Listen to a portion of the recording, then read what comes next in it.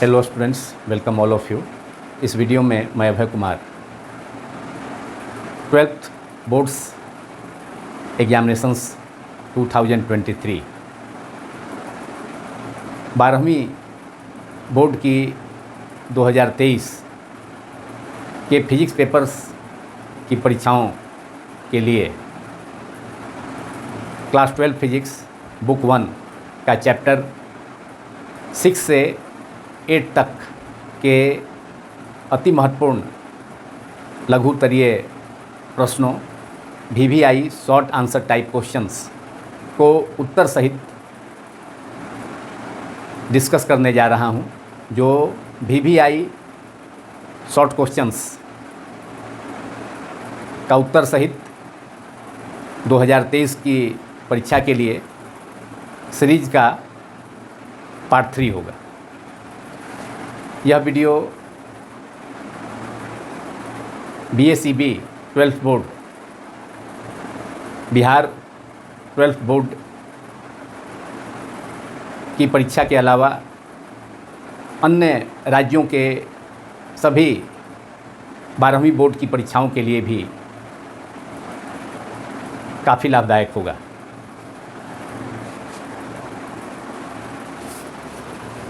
Question number 1 है VVI short answer type question. Faraday के विद्युत चुंबकीय प्रेरण के नियमों को लिखें। फैराडे के विद्युत चुंबकीय प्रेरण के 2 नियम हैं।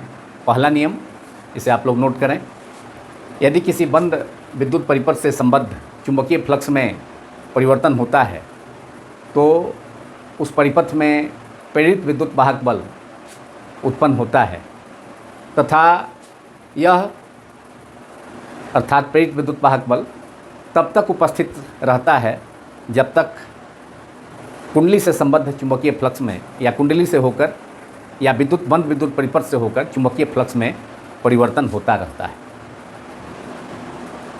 नंबर 2, दूसरा नियम, किसी कुंडली या बंद परिपथ में उत्पन्न प्रेरित विद्युत वाहक बल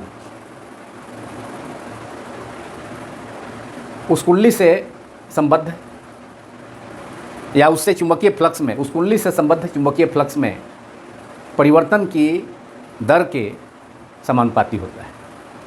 इस नियम को मैं फिर से एक बार रिपीट करता हूँ। फैराडे के विद्युत चुंबकीय प्रेरण का दूसरा नियम, किसी कुंडली या बंद परिपथ में उत्पन्न प्रेरित विद्युत वाहक बल उससे मतलब उस कुंडली से संबद्ध चुंबकीय फ्लक्स में परिवर्तन की दर के समानुपाती होता है। गणितीय रूप में फैराडे के दूसरा नियम को लिखा जा सकता है स्मॉल ई, जो कि विद्युत वाहक बल का प्रेरित विद्युत वाहक बल का संकेत है। वैरीज, समानुपाती का चिन्ह दिया गया, वैरीज माइनस d∅dt, जहाँ d∅dt बंद कुंडली या बंद विद्युत परिपथ से संबद्ध चुंबकीय फ्लक्स में परिवर्तन की दर है। d∅ चुंबकीय फ्लक्स में परिवर्तन है तथा dt क्या है, समय अंतराल है। तो d∅dt बंद कुंडली से संबद्ध चुंबकीय फ्लक्स में परिवर्तन की दर है। और यहाँ पर एक ऋणात्मक चिन्ह आया है, जो कि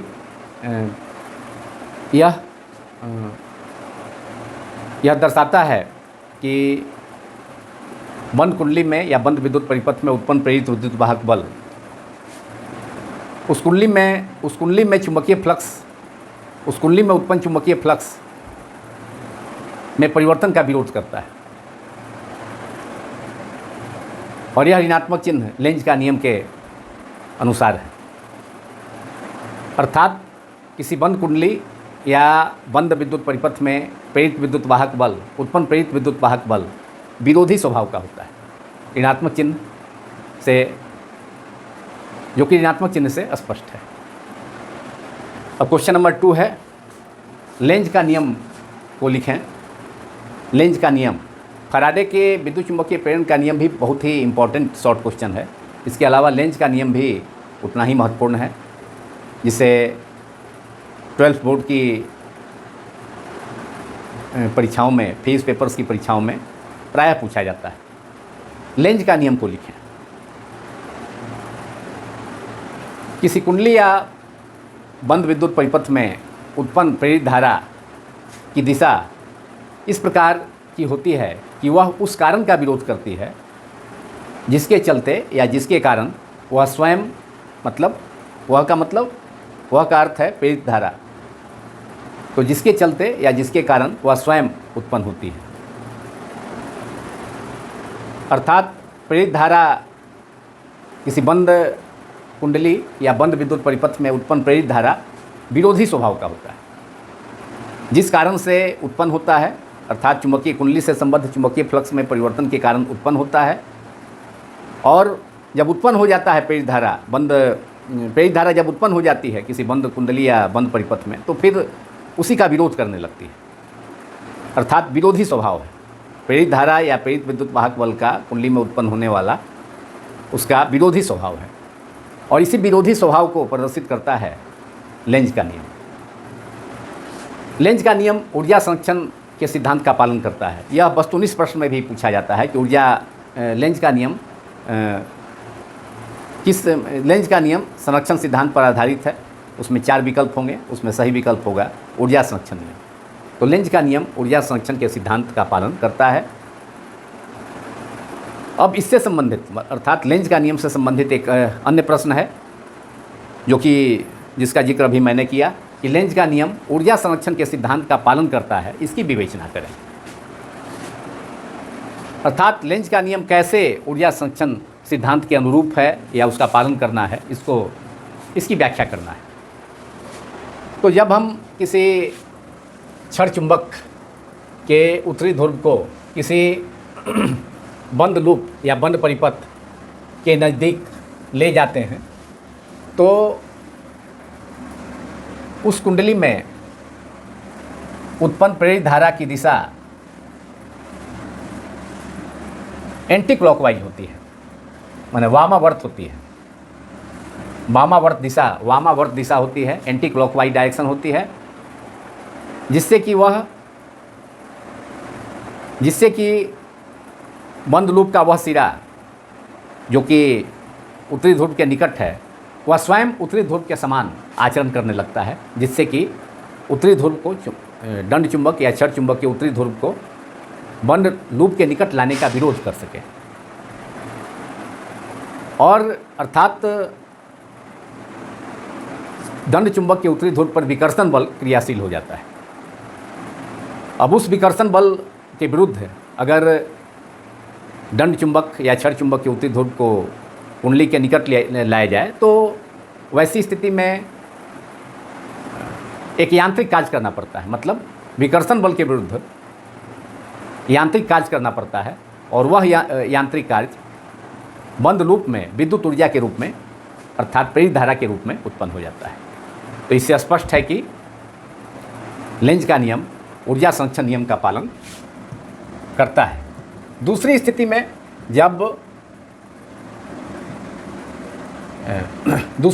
जब दंड चुंबक के उत्तरी ध्रुव को बंद लूप से दूर ले जाया जाता है, तो बंद लूप में प्रेरित धारा की दिशा इस प्रकार होती है, अर्थात दक्षिणावर्त दिशा में हो जाती है, क्लॉकवाइज दिशा में हो जाती है, जिसके चलते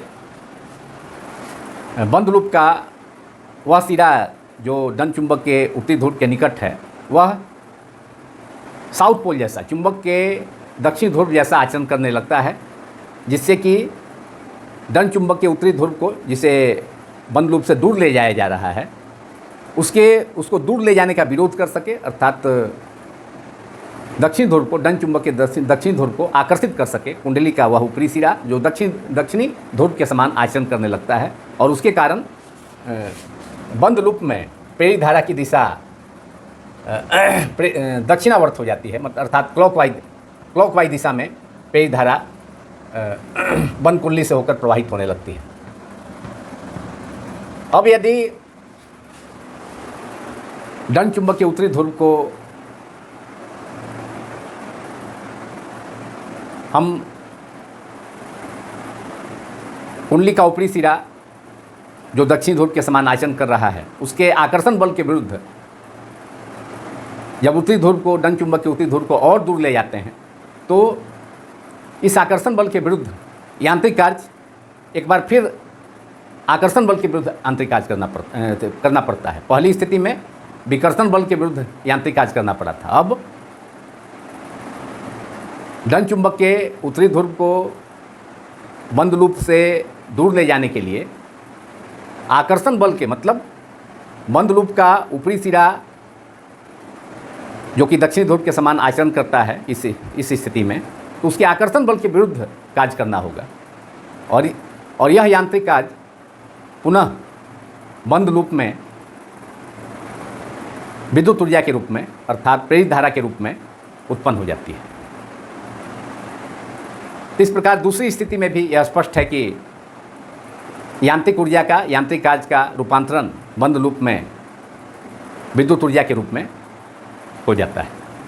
इस प्रकार स्पष्ट है कि लेंज का नियम ऊर्जा संरक्षण सिद्धांत का पोषक है या ऊर्जा संरक्षण सिद्धांत का पालन करता है या ऊर्जा संरक्षण सिद्धांत के अनुरूप है। तो यह लेंज का नियम ऊर्जा संरक्षण नियम के सिद्धांत पर, ऊर्जा संरक्षण के सिद्धांत का पालन करता है, इसकी व्याख्या हुई। अब इसे आप चूँकि लघुत्तरीय प्रश्न के रूप में लिखना है तो शॉर्ट में आप लोग लिख लें, इसे मैं बोलता हूँ। जब किसी चुंबक के उत्तरी ध्रुव को बारी बारी से बंद लूप या बंद कुंडली के निकट लाया जाता है तथा पुनः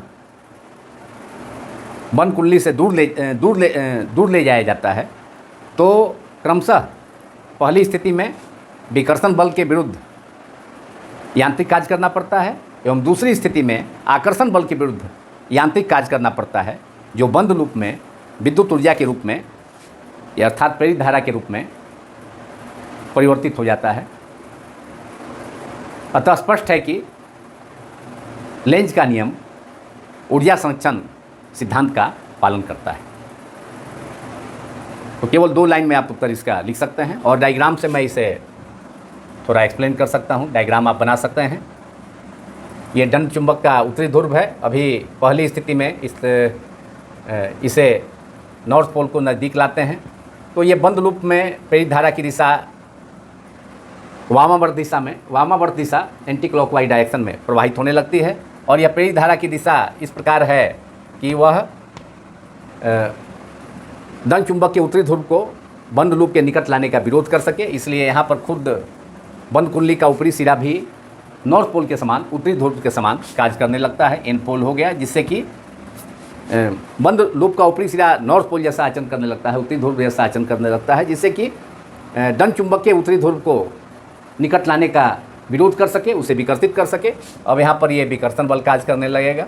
इस बंद लूप के कारण विकर्षण बल इस पर क्रियाशील हो जाएगा। अब इस विकर्षण बल के विरुद्ध भी अगर हम धन चुंबक के उत्तरी ध्रुव को बंद लूप के निकट लाते हैं तो एक यांत्रिक कार्य करना पड़ेगा, और जो कि बंद लूप में प्रेरित धारा के रूप में उत्पन्न हो जाता है। अर्थात यांत्रिक कार्य या यांत्रिक ऊर्जा का रूपांतरण विद्युत ऊर्जा के रूप में बंद कुंडली में हो जाता है। इसलिए लेंज का नियम ऊर्जा संरक्षण सिद्धांत का पालन करता है। ये पहली स्थिति है। और दूसरी स्थिति में भी इसकी उल्टी स्थिति होगी, जब हम धन चुंबक के उत्तरी ध्रुव को दूर ले जाएंगे, मतलब बंद लूप से दूर, ये बंद लूप है, दूर ले जाएंगे, तो इसमें प्रेरित धारा की दिशा अब होगी क्लॉकवाइज दक्षिणावर्त दिशा में, जिससे कि बंद लूप का ऊपरी सिरा जो कि नॉर्थ पोल के क्षर चुंबक के धन चुंबक के उत्तरी ध्रुव के नज़दीक है, यह साउथ पोल जैसा बिहेव करने लगेगा। और यह साउथ पोल नॉर्थ पोल को क्या करेगा, अट्रैक्ट करेगा। मतलब चूँकि हम यहाँ इस स्थिति में धन चुंबक को बंद लूप से दूर ले जा रहे हैं, तो दूर ले जाने का विरोध करने लगेगा बंद कुंडली के ऊपरी सिरे पर जो ध्रुवता उत्पन्न हुई है साउथ पोल दक्षिण ध्रुव जैसा, तो यह अब इसे आकर्षित करने का प्रयास करेगा। मतलब नॉर्थ पोल को, धन चुंबक के उत्तरी ध्रुव को साउथ पोल से दूर ले जाने का प्रयास करेगा।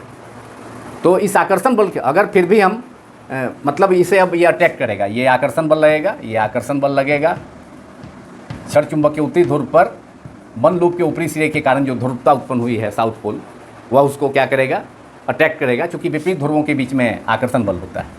फिर भी अगर इस आकर्षण बल के विरुद्ध अगर हम धन चुंबक को दूर ले जाते हैं, उत्तरी ध्रुव को बंद लूप से दूर ले जाते हैं, तो इस आकर्षण बल के विरुद्ध यांत्रिक कार्य करना पड़ता है। अर्थात यांत्रिक ऊर्जा तो और उस यांत्रिक कार्य यांत्रिक ऊर्जा का रूपांतरण फिर इसमें बंद लूप में विद्युत ऊर्जा के रूप में अर्थात प्रेरित धारा के रूप में हो जाता है।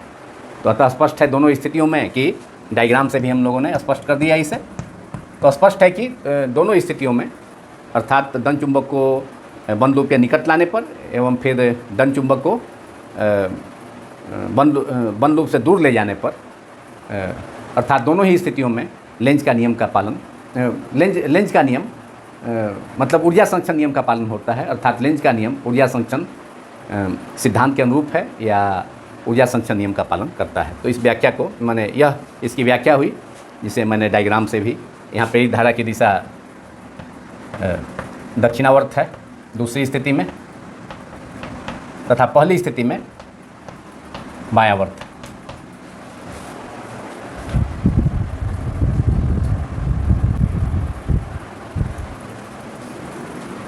अभी भी आई शॉर्ट क्वेश्चन नंबर 4, भौर धाराएं क्या हैं, इनके दो अनुप्रयोग दीजिए। बहुत ही इम्पोर्टेंट शॉर्ट क्वेश्चन है। भौर धाराएं ईडी करेंट्स, जब किसी धातु के प्लेट को चुंबकीय क्षेत्र में गतिशील कराया जाता है तो धातु के संपूर्ण आयतन में चक्करदार धाराएं उत्पन्न हो जाती हैं जो प्रेरित धाराएं होती हैं जिन्हें भौर धाराएं कहा जाता है। भौर धाराओं की खोज फोको ने की, इसलिए भौर धाराओं को फोको धाराएं भी कहा जाता है। एक बार फिर से भौर धाराएं क्या हैं, मतलब इसके डिफिनीशन को मैं फिर से रिपीट करता हूँ जिससे आप आसानी से नोट कर सकें। भौर धाराएं, जब किसी धातु के प्लेट को चुंबकीय क्षेत्र में गतिशील कराया जाता है तो धातु के संपूर्ण आयतन में प्रेरित धाराएं या चक्करदार धाराएं उत्पन्न होती हैं जिन्हें भौर धाराएं कहा जाता है। अब इस प्रश्न में भौर धाराओं के दो अनुप्रयोग को देना है, लिखना है। तो भौर धाराओं के दो अनुप्रयोग हैं। नंबर 1 रेलगाड़ियों के चुंबकीय ब्रेक में तथा दूसरा अनुप्रयोग मोटर गाड़ियों के स्पीडोमीटर में। अब क्वेश्चन नंबर 5, अनोन प्रेरण से आप क्या समझते हैं। जब एक कुंडली, जिसे प्राथमिक कुंडली कहा जाता है, से होकर विद्युत धारा में परिवर्तन होता है तो उसके निकट रखी दूसरी कुंडली में प्रेरित विद्युत वाहक बल या प्रेरित धारा उत्पन्न हो जाती है। इस घटना को अनोन प्रेरण कहा जाता है। अनोन प्रेरण घटना की खोज जोसेफ हेनरी ने किया था। अब क्वेश्चन नंबर 6, एक धारावाही परिणालिका के स्वप्रेरकत्व का व्यंजक प्राप्त करें। डेरिवेशन है, इंपॉर्टेंट डेरिवेशन। तो माना कि एक धारावाही परिणालिका जिसमें तार के अनेक फेरे होते हैं, उसकी लंबाई कैपिटल N है तथा परिणालिका की लंबाई L है। इसकी L लंबाई हो गई परिणालिका का, और इसमें तार के लपेटों की संख्या, धारावाही परिणालिका में तार के लपेटों की कुल संख्या, तार के फेरों की कुल संख्या कैपिटल N है तथा इसकी लंबाई कैपिटल L है। परिणालिका से होकर विद्युत धारा I प्रवाहित होने पर इसके प्रत्येक फेरे से चुंबकीय फ्लक्स संबद्ध होता है। परिणालिका के प्रत्येक फेरे से संबद्ध अगर चुंबकीय फ्लक्स फाई है, फाई बी है, तो फाई बी समानुपाती होता है आई के।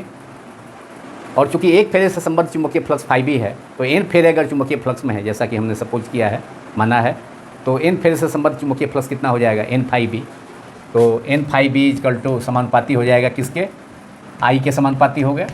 एन फाई बी क्या है, धारावाही परिणालिका के एन फेरे, तो तार के लपेटों की संख्या है, तो तार के लपेटे को फेरे कहा जाता है। तो धारावाही परिणालिका के एन फेरे से संबद्ध कुल चुंबकीय फ्लक्स एन फाई बी है। फाई बी चुंबकीय फ्लक्स है एक फेरे से संबद्ध, तो एन फाई बी एन फेरे से संबद्ध चुंबकीय फ्लक्स एन फाई बी समानुपाती होगा किसके, आई के। धारावाही परिणालिका से प्रवाहित होने वाली धारा आई है, इसलिए एन फाई बी बराबर होगा, समानुपाती चिन्ह एक देंगे हम, समानुपाती नियतांक। समानुपाती नियतांक का चिन्ह एल का उपयोग किया गया है के जगह, जहाँ एल को धारावाही परिणालिका का स्वप्रेरकत्व कहा जाता है। इस समानुपाती नियतांक को स्वप्रेरकत्व कहा जाता है, इसलिए स्वप्रेरकत्व एल इक्वल टू स्वप्रेरकत्व एल हो गया। यहाँ एल हमने स्मॉल एल यहाँ लंबाई परिणालिका की लंबाई को मान लिया जिससे कि कन्फ्यूजन न हो। कैपिटल एल संकेत लंबाई का संकेत कैपिटल एल भी होता है, लेकिन यहाँ स्मॉल एल इसलिए लिया है कि कैपिटल एल स्वप्रेरकत्व का संकेत है, इसलिए स्वप्रेरकत्व हो गया या स्वप्रेरण गुणांक परिणालिका का एल बराबर हो गया एन फाई बी बटा आई, चूँकि N phi B is equal to L I, इसलिए L is equal to N phi B by I. और फाई बी कितना होता है चुंबकीय फ्लक्स, फाई बी का संकेत, फाई बी का सूत्र होता है B vector dot A vector, चुंबकीय क्षेत्र तथा क्षेत्र सदिश दोनों के गुणनफल का अदिश गुणन होता है। तो B vector dot A vector phi B is equal to और बी ए कॉस थीटा, और यहाँ चुंबकीय क्षेत्र की जो दिशा होती है धारावाही परिणालिका में उसकी दिशा क्या होती है, अक्ष के अनुरेख होती है, मतलब परिणालिका का जो अक्ष होता है उसके अनुरेख होगा। और जो एरिया वेक्टर होगा, मतलब इसका जो क्षेत्र सदिश होगा परिणालिका का, तो परिणालिका का तल जो है प्लेन वह चुंबकीय क्षेत्र के लंबवत है। तो अगर इस पर इसका क्षेत्र सदिश की दिशा क्या हो जाएगी, इसका भी क्षेत्र सदिश की दिशा क्षैतिज दिशा में ही हो जाएगी, मतलब चुंबकीय क्षेत्र की दिशा में ही हो जाएगी। तो एरिया वेक्टर का भी जो दिशा होगा क्षेत्र सदिश धारावाही परिणालिका का, क्षेत्र सदिश क्या होता है, क्षेत्र सदिश जो होता है किसी सतह कोई क्षेत्रफल है तो उसके सतह के लंबवत होता है। तो क्षेत्र सदिश ए वेक्टर की दिशा भी बी वेक्टर के अनुरेख होगी, इसलिए दोनों के बीच का कोण शून्य होगा। तो चुंबकीय flux phi B is equal to B vector dot A vector equal to B A cos 0 degree हो जाएगा, कॉस 0 1 होता है तो केवल बी इंटू ए हो जाएगा। तो N phi B is equal to B into A upon I, और बी परिणालिका के अंदर चुंबकीय क्षेत्र का व्यंजक होता है कितना, म्यू नॉट स्मॉल एन आई ए, जहाँ स्मॉल एन क्या है, स्मॉल एन है एन बाई एल है, परिणालिका के प्रति इकाई लंबाई में तार के लपेटों की संख्या। कैपिटल एन परिणालिका में तार के लपेटों फेरों की कुल संख्या है, जबकि प्रति इकाई लंबाई में परिणालिका के प्रति इकाई लंबाई में तार के फेरों की संख्या स्मॉल एन है। तो वही सूत्र में बी के जगह, बी क्या है, परिणालिका के अंदर चुंबकीय क्षेत्र है mu naught small N into I, B का वैल्यू हमने रख दिया अपॉन आई से आई कैंसिल हो गया। अब हम लिख सकते हैं स्वप्रेरकत्व का चुंबकत्व का व्यंजक एन म्यू नॉट पहले लिख लिया जाए, और एन को भी लिखा जा सकता है, स्मॉल एन को लिखा जा सकता है एन बाई एल, तो एन इंटू एन स्क्वायर हो जाएगा अपॉन एल हो गया इंटू ए। यही धारावाही परिणालिका के स्वप्रेरकत्व का व्यंजक है, L is equal to mu 0 N square capital N square by L into A. चूँकि स्मॉल एन को हमने कैपिटल एन बाई एल लिखा जा सकता है परिणालिका के प्रति इकाई लंबाई में तार के लपेटों की संख्या, तो एन इंटू एन स्क्वायर हो जाएगा अपॉन एल, और आई से आई तो कैंसिल ही हो गया है तो ए बचेगा, तो mu naught capital N square by L into A, यह सूत्र हो गया। इसे समीकरण 2 मान लिया जाए, N phi B is equal to L I समीकरण 1 है। तो समीकरण 2 अर्थात capital L is equal to mu naught into N square by L into A, यह धारावाही परिणालिका के स्वप्रेरकत्व का व्यंजक है।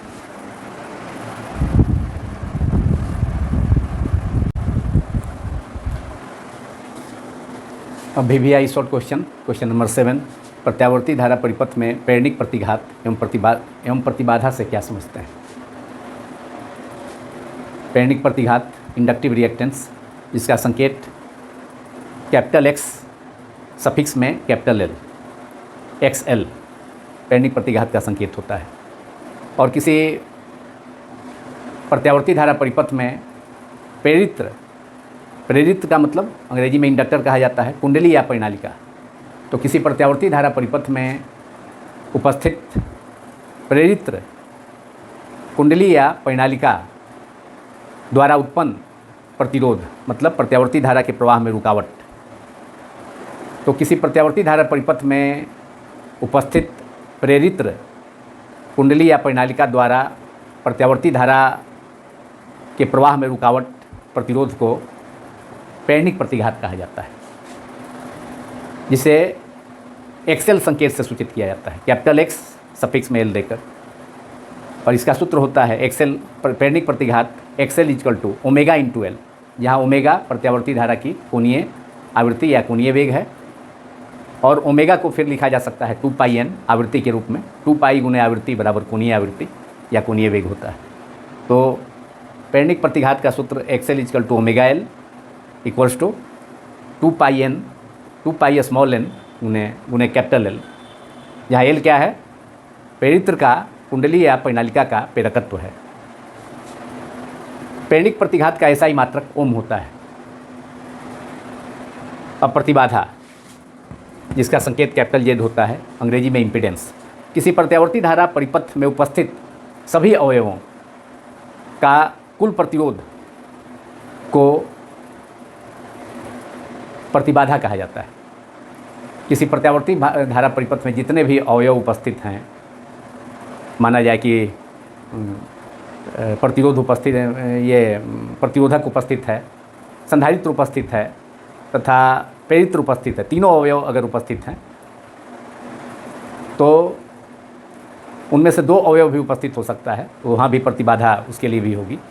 लेकिन अगर तीनों अवयव उपस्थित हैं, प्रतिरोधक, संधारित्र तथा प्रेरित्र, तो इन तीनों का संयुक्त रूप से जो प्रतिरोध होगा, प्रत्यावर्ती धारा प्रवाहित होने में जो रुकावट उत्पन्न करेगा, तीनों अवयव कुल मिला करके, तो उसे प्रतिबाधा कहा जाता है। तो किसी प्रत्यावर्ती धारा परिपथ में उपस्थित सभी अवयवों का कुल प्रतिरोध को प्रतिबाधा कहा जाता है।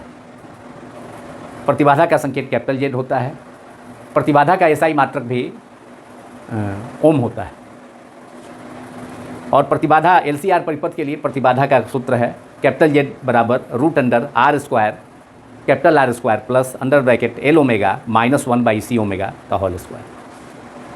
अगर केवल LR परिपथ है, मतलब दो ही अवयव उपस्थित हैं प्रत्यावर्ती धारा परिपथ में, प्रेरित्र तथा प्रतिरोधक, तो LR परिपथ की प्रतिबाधा होगी Z = √R² plus XL² that is L omega का स्क्वायर। उसी ढंग से अगर CR परिपथ है, उसमें केवल दो अवयव उपस्थित हैं प्रत्यावर्ती धारा परिपथ में, संधारित्र हैं तथा प्रतिरोधक हैं, तो उसकी प्रतिबाधा CR परिपथ की प्रतिबाधा होगी Z = √R² प्लस XC², जहाँ XC धारतीय प्रतिघात है 1/C ओमेगा। अब क्वेश्चन नंबर 8, यह भी एक बहुत ही इंपॉर्टेंट लघुत्तरीय प्रश्न है। चोक कुंडली क्या है? What is choke coil? Choke कुंडली उच्च प्रेरकत्व की, चोक कुंडली उच्च प्रेरकत्व एवं लगभग नगण्य प्रतिरोध की एक कुंडली होती है जो नरम लोहे के कोर पर विद्युत रोधी या चालक तांबे के तार को लपेटकर बनाई जाती है।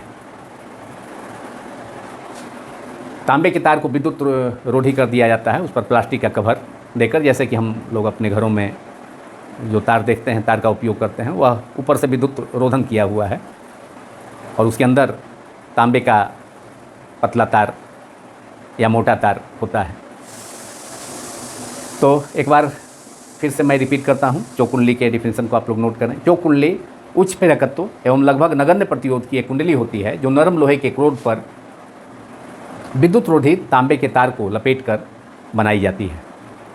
चोक कुंडली का कार्य है, चोक कुंडली प्रत्यावर्ती धारा परिपथ में प्रत्यावर्ती धारा AC की प्रबलता को कम करता है, चोक करता है। चोक का मतलब रोकना होता है, कम करना। अब क्वेश्चन नंबर 9, यह भी एक बहुत ही important short answer type question है। ट्रांसफार्मर में ऊर्जा क्षय को नामांकित करें। तो ट्रांसफार्मर में अनेक प्रकार के ऊर्जा क्षय होते हैं, जैसे नंबर 1 ताम्र क्षय, कॉपर लॉसेस, नंबर 2 लौ क्षय, आयरन लॉसेस, नंबर 3 फ्लक्स क्षय, फ्लक्स लीकेज, नंबर 4 सैथिल क्षय, हिस्टेरिसिस लॉसेस, नंबर 5 गुंजन क्षय, ह्यूमिंग लॉसेस। तो चूँकि ट्रांसफार्मर में ऊर्जा क्षय को नामांकित करना था, तो हमने 5 प्रकार के ट्रांसफार्मर में 5 प्रकार के ऊर्जा क्षय को नामांकित कर दिया। कभी कभी पूछा जाता है कि ताम्र क्षय ट्रांसफार्मर में ताम्र क्षय को समझाएं, अलग से पूछा जाता है। नामांकित करने के अलावा पूछा जाता है कभी कभी ट्रांसफार्मर में ऊर्जा क्षय को, ट्रांसफार्मर में ताम्र क्षय से क्या समझते हैं या ताम्र क्षय को समझाएं। तो किसी ट्रांसफार्मर में उसकी 2 कुंडलियाँ होती हैं, प्राथमिक कुंडली तथा द्वितीय कुंडली। तो किसी ट्रांसफार्मर में प्राथमिक कुंडली तथा द्वितीय कुंडली से होकर प्रत्यावर्ती धारा के प्रवाहित होने पर उन दोनों कुंडलियों के प्रतिरोध के कारण ऊष्मा उत्पन्न होती है, जो अर्थात ट्रांसफार्मर के प्राथमिक तथा द्वितीय कुंडलियों के प्रतिरोध के कारण विद्युत ऊर्जा का ऊष्मा के रूप में रूपांतरण हो जाता है, क्षय हो जाता है, तो इसे ताम्र क्षय कहा जाता है।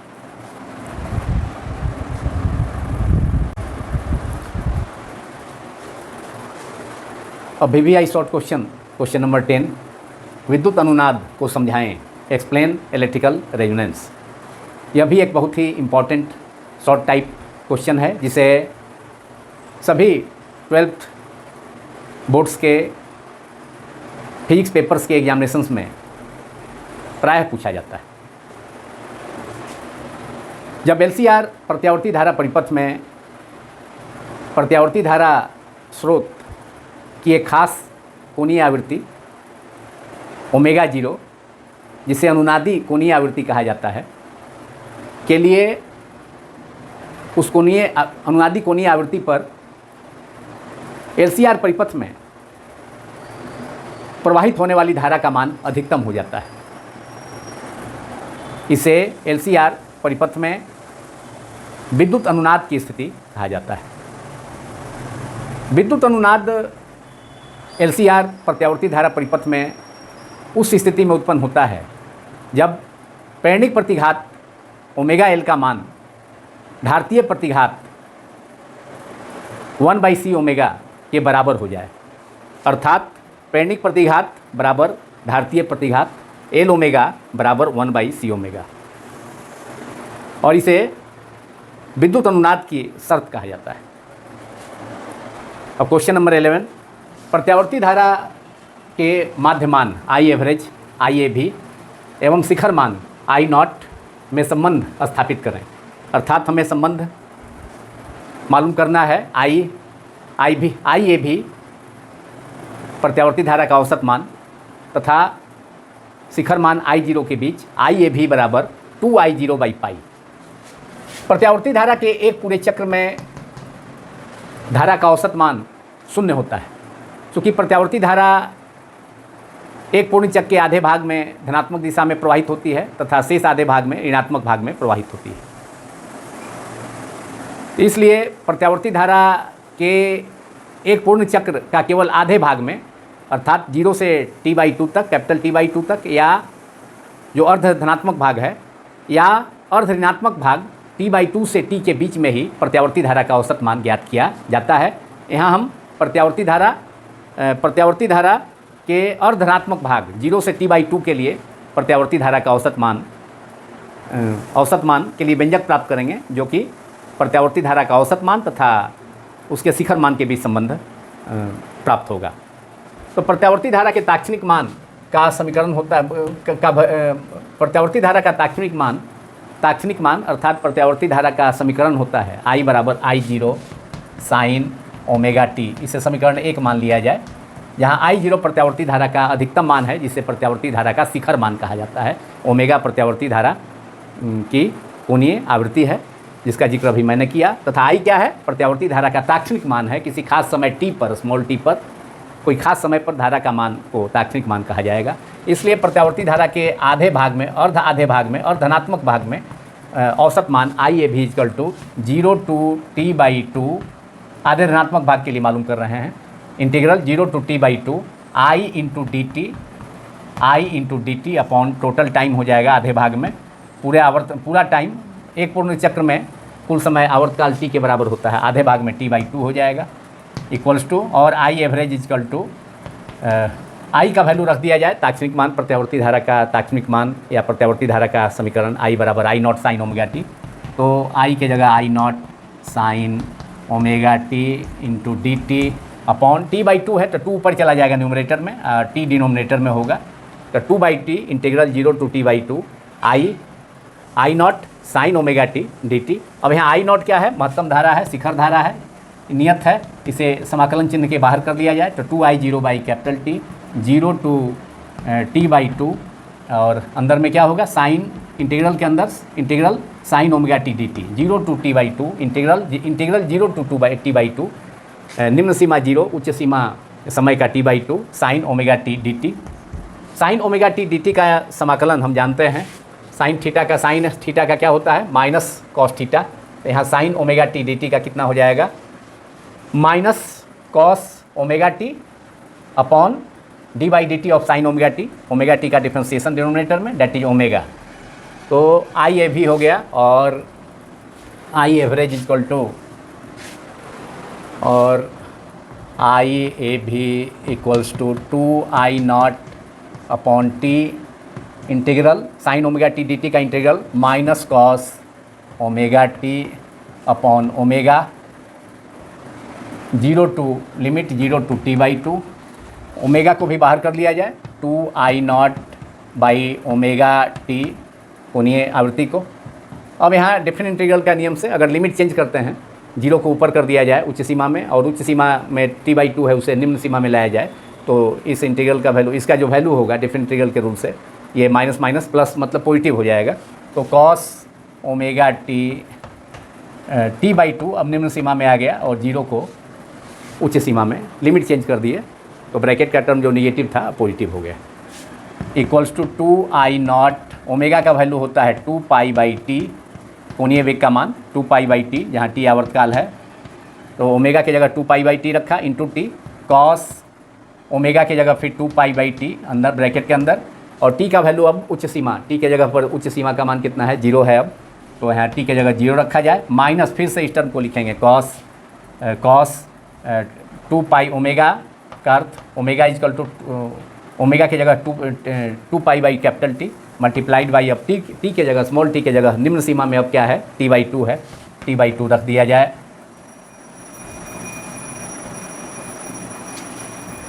चलिए तो ये टर्म हो गया, टी से टी कैंसिल, 2 से 2 कैंसिल हो गया सेकेंड टर्म में ब्रैकेट के अंदर, और ये टी से टी कैंसिल हो गया ब्रैकेट के बाहर, 2 से 2 कैंसिल हो गया, I0 upon pi cos 0 bracket के अंदर फर्स्ट टर्म में cos 2 pi by T into 0 cos 0 minus cos pi का वैल्यू भी रख देंगे -1 equal to I0 upon pi cos 0 का वैल्यू 1, कॉस पाई का वैल्यू -1, तो ब्रैकेट के अंदर 1 minus 1 that is 1 plus 1 that is 2I0, bracket का टर्म क्या हो गया, अब 2 हो गया, 1 minus -1 that is 1 plus 1 that is 2, I0 upon pi जो कि हमारा व्यंजक है IAV, therefore I average equal to I average प्रत्यावर्ती धारा के आधे अर्धनात्मक भाग में प्रत्यावर्ती धारा का औसत मान IAV इक्वल टू क्या हो जाएगा, शिखर मान I0 का 2 बटा पाई गुना हो गया 2I0 बटा पाई, और यह प्रत्यावर्ती धारा का औसत मान IAV तथा शिखर मान I0 के बीच संबंध है, जो संबंध हमें स्थापित करना था। यह भी एक बहुत ही इम्पोर्टेंट डेरिवेशन है।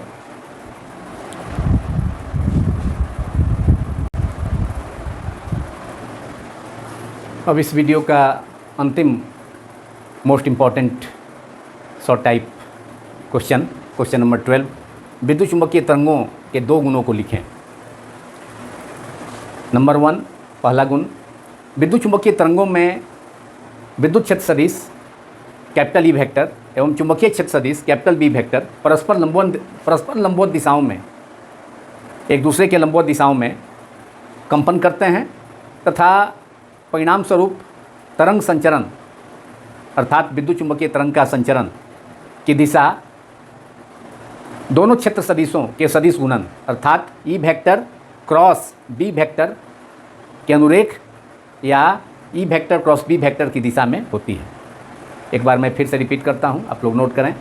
विद्युत चुम्बकीय तरंगों में विद्युत क्षेत्र सदिश कैपिटल ई वेक्टर एवं चुम्बकीय क्षेत्र सदिश कैपिटल बी वेक्टर परस्पर लंबवत दिशाओं में कंपन करते हैं तथा तरंग संचरण की दिशा E vector cross B vector के अनुरेख या इसकी दिशा में होती है। दूसरा गुण है विद्युत चुम्बकीय तरंग अनुप्रस्थ स्वभाव के होते हैं, जैसा कि गुण 1 से स्पष्ट भी है। तो विद्युत चुम्बकीय तरंग अनुप्रस्थ स्वभाव के होते हैं, अर्थात विद्युत चुम्बकीय तरंग अनुप्रस्थ तरंग गति है जो निर्वात में प्रकाश की चाल c बराबर 3 × 10⁸ मीटर प्रति सेकेंड की से गमन करते हैं, अर्थात विद्युत चुम्बकीय तरंगों के गमन के लिए कोई माध्यम की ज़रूरत नहीं होती है। विद्युत चुम्बकीय तरंगें निर्वात में भी गमन करती हैं प्रकाश की चाल से 3 × 10⁸ मीटर प्रति सेकेंड। तो इसलिए विद्युत चुम्बकीय तरंग का स्वभाव कैसा है, जो कि पहला गुण से भी स्पष्ट है, अनुप्रस्थ तरंग गति है। इसे वस्तुनिष्ठ प्रश्न में भी पूछा जाता है कि विद्युत चुम्बकीय तरंग की प्रकृति होती है, अनुप्रस्थ होती है, विकल्प ए में रहेगा, दूसरा विकल्प बी में अनुदैर्ध्य रहेगा, विकल्प सी रहेगा दोनों, विकल्प डी इनमें से कोई नहीं, तो सही विकल्प होगा अनुप्रस्थ तरंग गति। तो इस प्रकार अब यह वीडियो समाप्त होता है, जिसमें हम लोगों ने 12th बोर्ड की 2023 की भौतिकी पेपर्स की परीक्षाओं के लिए क्लास 12 फिजिक्स बुक 1 का चैप्टर 6 से लेकर 8 तक के मोस्ट इम्पॉर्टेंट या VVI अति महत्वपूर्ण लघु उत्तरीय प्रश्नों को डिस्कस किया, जो केवल 12 मतलब 12 most important short answer type questions को उत्तर सहित डिस्कस किया गया। मेरा यह प्रयास है कि कम समय में भी, अगर कम समय भी मिले तो कम क्वेश्चंस की तैयारी करके भी अधिक से अधिक अंक, अच्छे रिजल्ट क्लास 12 में प्राप्त किए जाएं।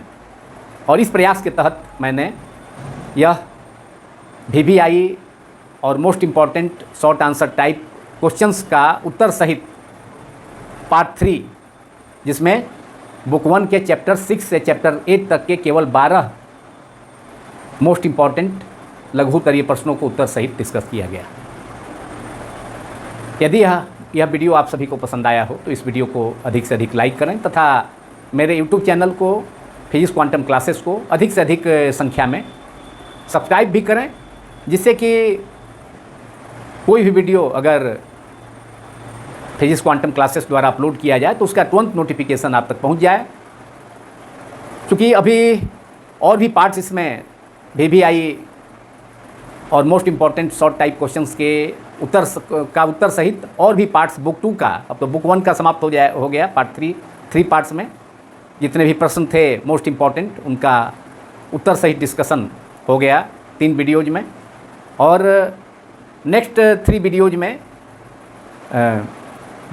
सेकेंड बुक का, बुक 2 के भी most important short answer questions को, जो कि 2023 की परीक्षा के लिए अत्यंत ही उपयोगी होगा, तथा यह सभी जितने भी स्टेट्स बोर्ड्स हैं पूरे कंट्री में, सभी के लिए है।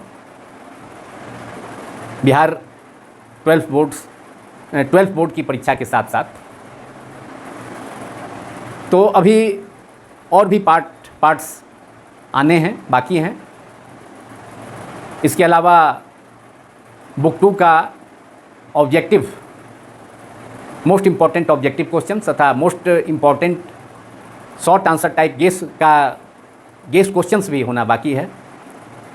तो थैंक यू वेरी मच।